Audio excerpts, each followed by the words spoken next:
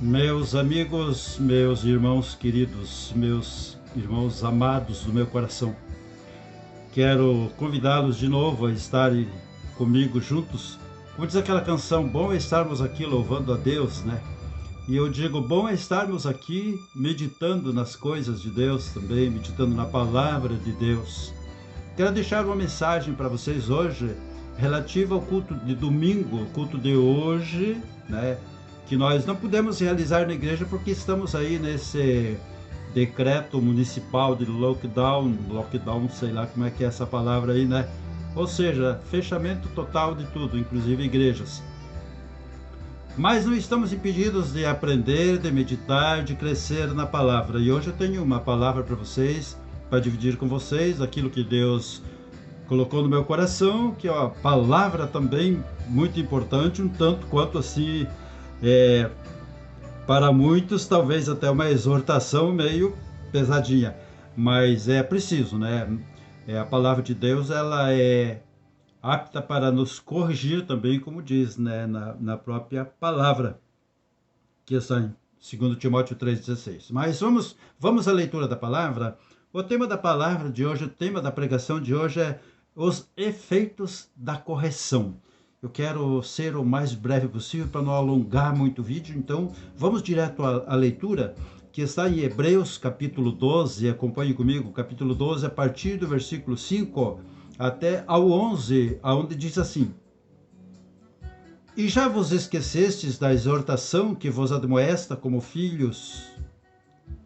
Filho meu, não desprezes a correção do Senhor, e não desmaies quando por ele fores repreendido, porque o Senhor corrige a quem ama e açoita a todo o que recebe por filho. E é para a disciplina que suportais a correção. Deus vos trata como a filhos, pois que filho há a quem o pai não corrija? Mas se estáis sem disciplina, da qual todos são feitos participantes, sois então bastardos e não filhos.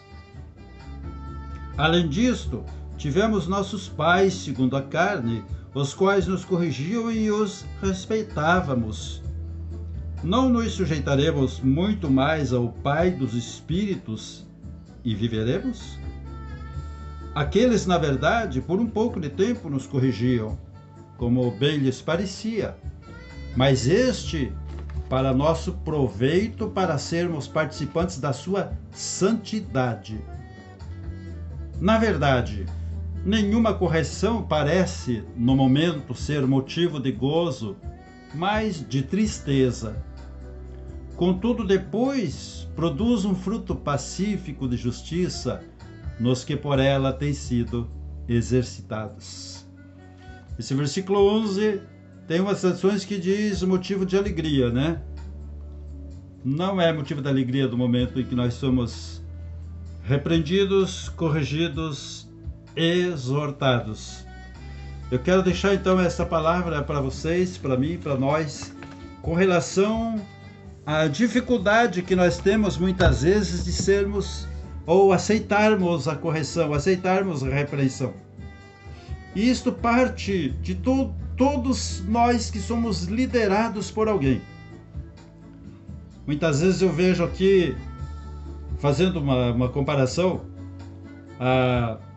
o trabalho do nosso líder municipal, nosso prefeito municipal, com relação a essa pandemia, com relação aos decretos, que muitas vezes a prefeitura, ou seja, o departamento de saúde da prefeitura, né, e também aí o departamento de sanitarismo, né, são obrigados a tomarem certas atitudes, e como isso causa comoção, como isso causa tantos tipos de reações por parte dos munícipes, por parte da população, por parte das pessoas. Assim também é com todos, em todas as áreas, na área espiritual, na área religiosa também. Tem aqueles que de boa mente aceitam a correção, humildemente acatam e obedecem.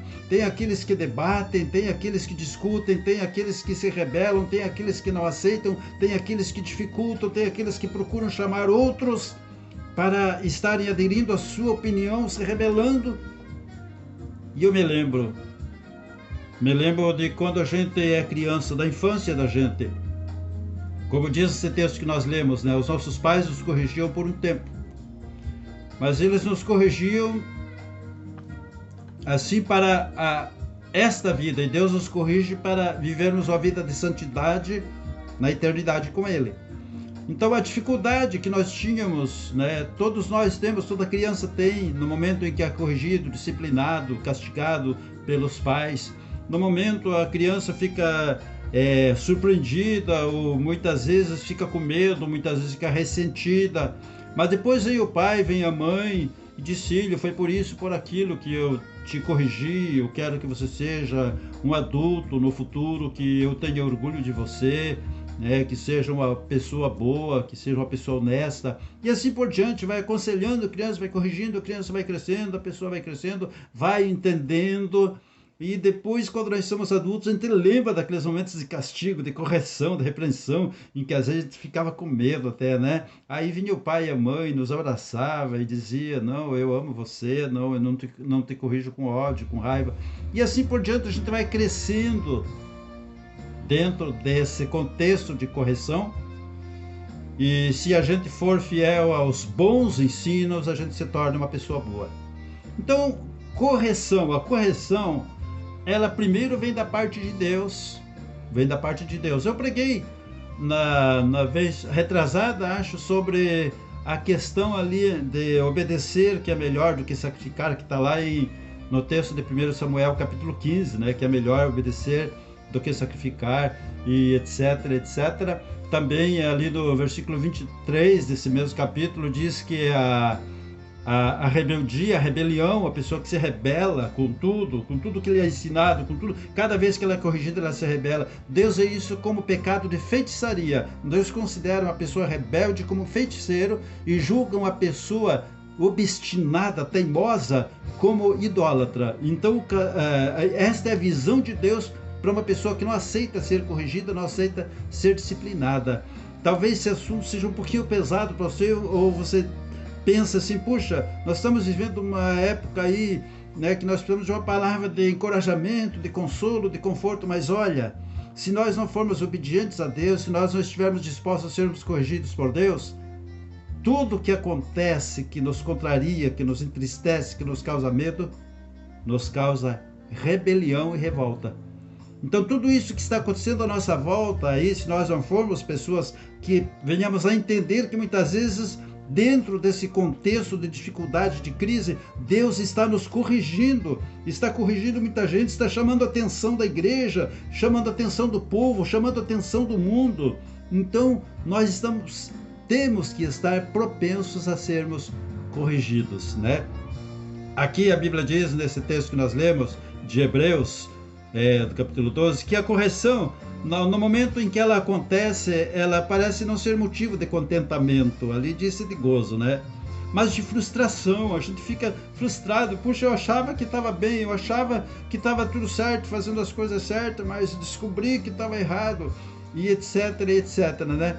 Mas a palavra de Deus diz aqui que mais tarde, no entanto, produz fruto de justiça, nos faz entrarmos dentro de uma vida justa, dentro da justiça de Deus, dentro daquilo que Deus quer para nós. Então a correção é assim: no momento em que nós somos corrigidos, Deus usa alguém para nos corrigir, nos chamar a atenção, dizer as coisas que nós não gostaríamos de ouvir. Nós ficamos contrariados, muitas vezes revoltados, contristados, frustrados. Mas a Bíblia diz que quando a pessoa é humilde, mais tarde essa correção produz fruto de justiça e paz. Paz dentro do coração. Paz para todos aqueles que foram por ela disciplinadas. Então, a correção de Deus, ela é para o bem daqueles que são corrigidos, né? E como é que Deus corrige? Deus usa homens para nos corrigir. Deus usa pessoas para nos corrigir. Muitas vezes até uma criança nos corrige. Quando nós somos exaltados e orgulhosos e arrogantes, nós não aceitamos correção de ninguém. Ah, não! porque o pastor, porque não sei quem, porque o prefeito, porque o presidente, porque o meu líder, porque o meu patrão, porque o encarregado na minha empresa, eu não aceito, não gosto, quando me chama a atenção. Nós precisamos aprender a sermos humildes e a sermos corrigidos, senão a gente não vai bem em nenhuma situação, não tem essa paz que diz aqui que a correção produz em nós, né? Produz aquela paz dentro de nós. Depois que somos corrigidos, entendemos, então era isso, por isso que não estava dando certo, por isso que eu não estava me sentindo bem, etc, etc, né? Então Deus usa homens, pessoas, Deus sempre usou. A repreensão é, da parte de Deus, uma demonstração de amor. Em Provérbios 3:12 diz assim: porque o Senhor repreende a quem ama. O Senhor repreende a quem ama. Certo? Assim como o pai ao filho quem quer bem. O pai, aquele filho que ele quer bem, ele repreende. Então Deus, por amor, nos repreende, diz em Provérbios 3:12, né? Então é uma demonstração de amor a repreensão por parte de Deus. E da parte de quem rejeita, uma demonstração de estupidez. Diz também no livro de Provérbios, né? No Provérbios capítulo 12, versículo 21, diz: o que ama a instrução, ama o conhecimento, mas o que odeia a repreensão é estúpido. Então aquele que odeia a repreensão, odeia ser repreendido, odeia ser corrigido, é tolo e estúpido. Algumas traduções dizem tolo, né? E Provérbios 3:12 diz que Deus castiga, repreende aquele a quem ele recebe por filho, aquele quem ama. E quando nós rejeitamos a repreensão, nós estamos influenciando negativamente, muitas vezes, pessoas ao nosso redor, pessoas que convivem com a gente está arrebanhando, muitas vezes, um círculo de amizades que conluiam com nossas ideias e compartilham conosco a nossa rebelião contra autoridades, contra líderes, né? Isso está escrito aqui no livro de Provérbios, capítulo 10, versículo 17, diz: quem acolhe a disciplina mostra o caminho da vida, mas quem ignora a repreensão desencaminha outros. Então, como é pesada essa questão de sermos ou não sermos repreendidos, aceitarmos ou não aceitarmos, né? Como é que Deus repreende as pessoas? Eu quero correr um pouquinho. Tem um texto aqui que está em 2 Samuel, capítulo 12. Eu vou ler alguns versículos aqui de quando o profeta Natan ele se aproxima de Davi para chamar a atenção de Davi. No 12, do 1 ao 7 e o versículo 13 e 14, eu quero ler rapidinho aqui. Diz assim: e o Senhor enviou Natan a Davi, e entrando ele a Davi, disse-lhe: havia numa cidade 2 homens, um rico e outro pobre. O rico tinha muitíssimas ovelhas e vacas, mas o pobre não tinha coisa nenhuma, senão uma pequena cordeira que comprara e criara. E ela havia crescido com ele e com seus filhos igualmente. Do seu bocado comia, e do seu copo bebia, e dormia em seu regaço, e a tinha como filha. E vindo um viajante ao homem rico, deixou este de tomar das suas ovelhas e das suas vacas para guisar para o viajante que viera a ele, e tomou a cordeira do homem pobre e a preparou para o homem que viera a ele. Então o furor de Davi se acendeu em grande maneira contra aquele homem, e disse a Natã: vive o Senhor, que digno de morte é o homem que fez isso. E pela cordeira tornará a dar o quadruplicado, porque fez tal coisa e porque não se compadeceu. Então disse Natã a Davi: tu és este homem. Assim diz o Senhor, Deus de Israel: eu te ungi rei sobre Israel, e eu te livrei das mãos de Saul. Então tem aí uma passagem de quando Davi pecou. Todo mundo conhece aquela passagem ali, né, com a mulher de Urias e tal. Acho que é Urias o nome do rapaz lá, né, Urias. Então todo mundo conhece essa passagem, né? E mais tarde o profeta Natã Então ali começou a explicar para ele como é que sucedeu o pecado de Davi. E no versículo 13, enfim, então diz Davi a Natã: pequei contra o Senhor. E disse Natã a Davi: também o Senhor traspassou o teu pecado, não morrerás. Ou perdoou os teus pecados, não morrerás. Todavia, porquanto com este feito deste lugar sobremaneira, a que os inimigos do Senhor blasfemem, também o filho que te nasceu certamente morrerá. Daquele relacionamento perturbado lá e proibido, né? Pecaminoso, nasceu uma criança, e essa criança não viveu por causa do pecado de Davi. Então muitas vezes também nós temos que pensar nisso, gente. Eu pequei, pedi perdão, me arrependi, Deus me perdoou. Mas a consequência do pecado, aquilo que você fez, aquilo que você semeou, você vai ter que suportar, você vai ter que viver por uns tempos, conviver com aquilo. Porque muitas vezes são coisas que nós fizemos que não dá mais para desfazer. Deus nos perdoa, mas aquilo, a consequência do pecado a gente vai ter que aguentar. Foi o que aconteceu aqui com Davi, né?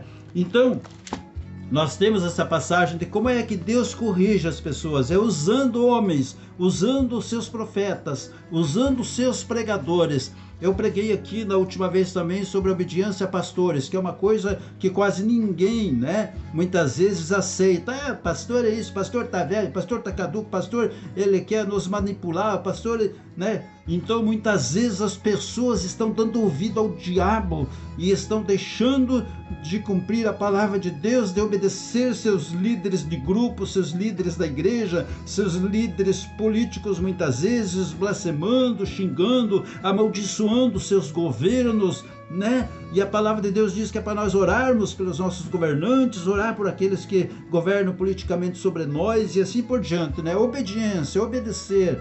Obedecer é melhor do que sacrificar. 1 Samuel 15, 22, guarde isso. Nós temos uma outra passagem de como Deus corrige as pessoas, né? Eu não vou me demorar muito aqui, porque senão o vídeo vai ficar muito comprido. Tem a passagem ali do rei Acabe, quando Natã, o profeta Natã, se aproximou dele para repreendê-lo, e ele disse então que aquele profeta nunca profetizava coisa boa para ele, só coisa ruim. Mas ele era um rei ruim, ele era um rei cruel, ele era um rei que estava em pecado, ele era um rei que estava em rebelião. Então teve toda aquela passagem lá em que eles queriam saber se eles sairiam em guerra contra Ramote Gileade, né? Ramote Gileade, sairemos ou não sairemos? E daí o rei chamou 500 profetas lá, o rei Acabe, e eles diziam: vai, que Deus vai te dar vitória. Aí o rei, outro rei que estava junto com ele, Josafá disse: não tem outro profeta aqui da parte de Deus? Aí ele disse: tem um aí, mas ele nunca profetiza coisa boa a meu respeito, só sempre coisas ruins. É Micaías o nome dele, filho de Natã, e eu odeio ele. Então esse rei, ele menosprezava esse profeta, porque o profeta falava as verdades para ele, mas ele não estava disposto a aceitar as verdades. É uma passagem bastante extensa, eu não quero me demorar muito, mas ali todos os profetas diziam: vai, porque Deus está dizendo que vai te dar vitória. E veio o profeta Micaías e disse para ele: vai, Deus vai te dar vitória, porque o rei queria ouvir palavra boa. Aí o rei desconfiou e disse: fala a verdade. E ele disse: na verdade você vai perder a batalha, tá? Deus me mostrou assim, assim, assim. Ele disse: tá vendo? Olha aí, pega ele, tranca ele, prende ele, algema ele, né? Coloca ele no calabouço lá, com pão e água lá, castiga ele, tá? Então o rei não queria ouvir o profeta, na verdade, né? O profeta falou para ele o que ele queria ouvir, ele perguntou: é isso mesmo? Então o profeta falou o que ele não queria ouvir, que era a verdade. Então quando ele falou a verdade, o rei se enfureceu e castigou ele. E muitas vezes nós temos esse tipo de comportamento. Nós queremos ouvir lisonjas, queremos ouvir elogios, queremos ouvir palavras boas. Não, você é uma bênção, meu irmão, mesmo cheio de problemas, cheio de defeito. Mas quando alguém aponta, coloca o dedo na nossa ferida, quando alguém aponta o nosso defeito para nos corrigir, movido por Deus, nós nos rebelamos, nós ficamos de mal com a pessoa, ficamos revoltados com a pessoa, anulamos a pessoa do nosso círculo de amizade, e muitas vezes até o pastor. Quantas pessoas anulam o pastor? Quantas pessoas elas correm do pastor? Quantas pessoas elas criam inimizade com o pastor e se afastam por causa que o pastor está corrigindo eles para o seu bem? Então, essa questão de correção e os efeitos que ela causa, né? Eu quero resumir aqui já, porque o meu vídeo já está bastante longo, né? Por fim, Acabe, ele não aceitou a palavra do profeta Micaías e ele acabou morrendo lá. Isso está aqui no capítulo, no livro de 2 Crônicas ali, você pode ler depois, né, do capítulo 18. Olha, eu quero dizer uma coisa, sem correção não há crescimento. O profeta faz a sua parte. Jesus disse que Jerusalém sempre apedrejava seus profetas, né? Sempre estava agredindo seus profetas. Nós não podemos fazer isso. Deus está usando pessoas para nos corrigir, usa um profeta para nos corrigir. E toda a palavra de Deus é divinamente inspirada e proveitosa para ensinar, repreender, corrigir, instruir em justiça, diz 2 Timóteo 3,16. Seja uma pessoa que aceita a correção, seja uma pessoa humilde, seja uma pessoa que deixe Deus te preparar para viver a santidade dele e herdar o reino dele. Seja uma pessoa humilde, seja uma pessoa obediente, atraia a bênção para a sua vida e não a maldição da desobediência. Vamos orar? Oremos agora pedindo um espírito humilde, que Deus nos ajude a ser humilde, né? Que Deus nos ajude a aprendermos a humildade. Pai querido, em nome de Jesus eu oro neste momento te pedindo que o Senhor nos ajude, Pai, a sermos corrigidos, repreendidos, castigados. Ó Deus, que possamos aceitar quando vem de Ti, Pai, a correção. Senhor Deus, nós somos muitas vezes rebeldes, não aceitamos, somos orgulhosos, arrogantes. Ó Deus, tem misericórdia de nós, nos ajuda a sermos humildes e acatarmos, Deus, tudo aquilo que é preciso para o nosso crescimento e para que nos traga paz. Abençoa nossa cidade, nosso país, nosso mundo, com a tua bênção, sopra a tua bênção de vida, repreende esse mal que está açoitando a humanidade e Deus da glória, encaminha, Deus da glória, pessoas entendidas, cientistas, para estarem mesmo descobrindo logo uma vacina para esse vírus que está aí. Nós te pedimos, Deus, abençoa nosso prefeito, nosso governador, nosso presidente, a igreja, tua noiva, Israel, Jerusalém, esse irmão, essa irmã que ouve e assiste esse vídeo agora, esteja debaixo da tua bênção, da tua proteção, abençoa esse lar, essa casa, essa família, em nome de Jesus, para a glória do Pai, do Filho e do Espírito Santo de Deus. Assim eu oro e te agradeço. Amém. Amém. Deus abençoe a sua vida. Até o próximo vídeo, até a próxima mensagem. Fique com Deus e tenha paz. Paz seja contigo.